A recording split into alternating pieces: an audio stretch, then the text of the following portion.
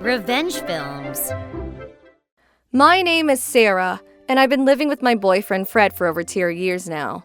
Fred proposed to me a while back and we're actually engaged. The only thing left for us to do is introduce ourselves to each other's parents. But there was one thing holding me back. My sister Nancy, who is 2 years younger than me, still lives with my parents. She was born with a medical condition, and although she's almost 24 years old, she's not able to work because of it. My parents are very protective of Nancy and have been doing everything that they can to make sure that she's okay. You need to think about Nancy's feelings. I got that a lot from my mother growing up. To be honest, I didn't have much respect for my parents because they always prioritized Nancy's needs before mine. After I graduated from university, I got a job in my own place. I rarely visit my parents and sister. My parents didn't seem to mind though. They were preoccupied with Nancy and neither of us bothered to reach out to one another. Nancy may have been born with a medical condition, but she grew up to be self-centered because my parents gave her all of the attention. Even when we were young, she would boss me around and treat me like a servant.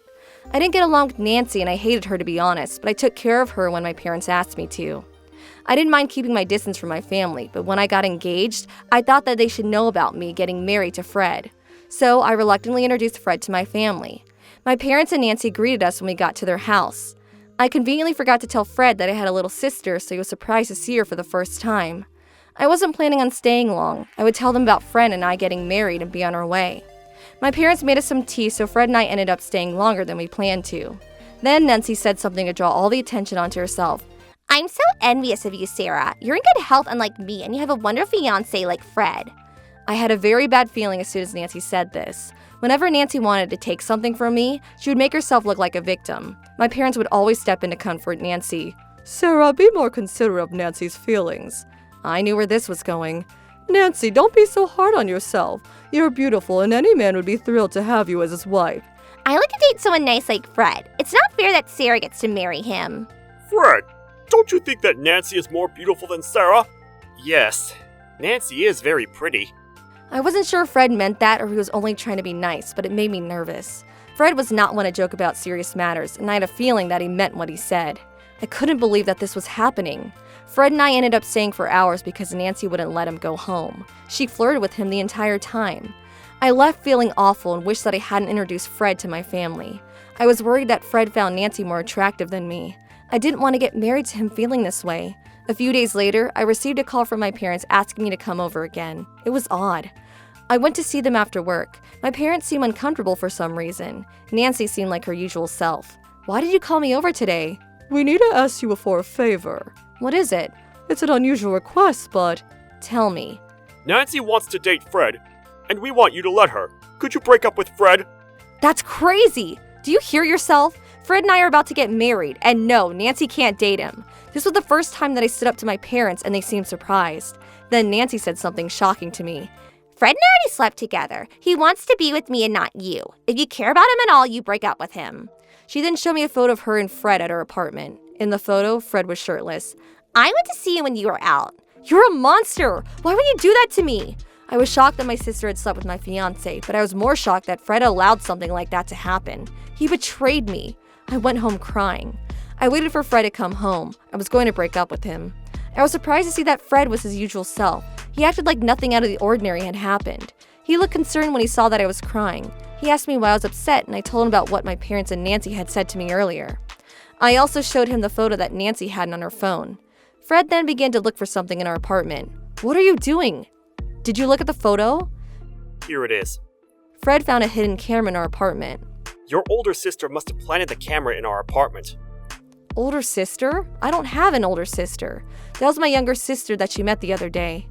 Oh, I assumed that she was your older sister because she was acting all bossy around you. My parents have always given special treatment to Nancy because she was born with a medical condition. That's why she's better than me. Hold on, what you said about her. What is it? When my father asked you if you thought that Nancy was prettier than me, you said... I only said that because I thought that Nancy was your older sister, and I wanted to be respectful. I was only being polite. I think that you're much more beautiful than Nancy. I see. It all makes sense now. I was so relieved to know that Fred loved me and didn't have any feelings for Nancy. Fred suggested that we inform the police about what Nancy did. The police were very cooperative and told us that they would help to gather the evidence to prove what Nancy did. I hope that this would all be over soon. I hated my family even more now. The police found Nancy's fingerprints all over our apartment. We never invited Nancy to our apartment, so it didn't make any sense for her fingerprints to be there. It was obvious that she broke in when Fred and I weren't home. Some of our neighbors told the police that they had seen Nancy in the apartment building. It turns out Nancy had let herself into our apartment through our balcony. I had no idea that Nancy had the physical strength to climb up our balcony. She wasn't weak at all like my parents thought. Fred and I were now certain that Nancy was lying about her medical condition. When the police informed my parents about what Nancy had done, they were shocked to say the least, but they defended her as always. I didn't know such thing. Nancy has a medical condition. She's not capable of climbing up a balcony. That's right! It must have been someone else who broke into Sarah and Fred's apartment! We have video footage of your daughter climbing up the balcony. My parents were speechless when they saw the video and Nancy sat there in a daze. My parents realized that Nancy had been lying to them the entire time, and she was only using her medical condition as an excuse to not find any work. For the first time, my parents were furious with Nancy. They couldn't stop yelling at her. Why would you lie about your medical condition? Do you know how worried we were about you? I can't believe that you broke into Sarah and Fred's apartment. What were you thinking? We're so disappointed in you. Could you please convince the police that I didn't do anything wrong? You're on your own now! Sort this out by yourself! I can't fix this on my own. I need your help. Nancy was arrested and taken down to the police station. My parents were reluctant to post any bail, so Nancy was sent to prison. My parents kicked Nancy out of our family after that. They got in touch with me and apologized to me for how they had treated me up until now. We don't consider Nancy to be our daughter anymore. We promised to make up for the lost time. You can rely on us anytime. But I couldn't forgive my parents. They were the ones that told me to give him Fred and let Nancy date him instead. It's too late to try to be a good parent to me. You can't make up for the lost time. I'm not going to get over the fact that you tried to break Fred and I up. Don't call me anymore.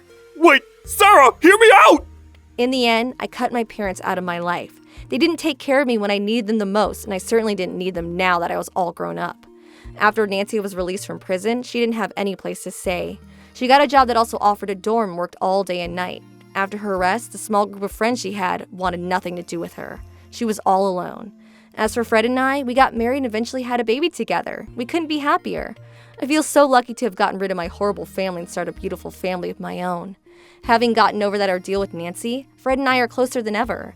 We still talk about what happened sometimes, as a reminder that we should appreciate the good things in our lives. My parents and Nancy stayed out of our lives forever, and we were more than okay with that. How was today's video? If you enjoyed it, please subscribe, like, and leave a comment. Stay tuned for more.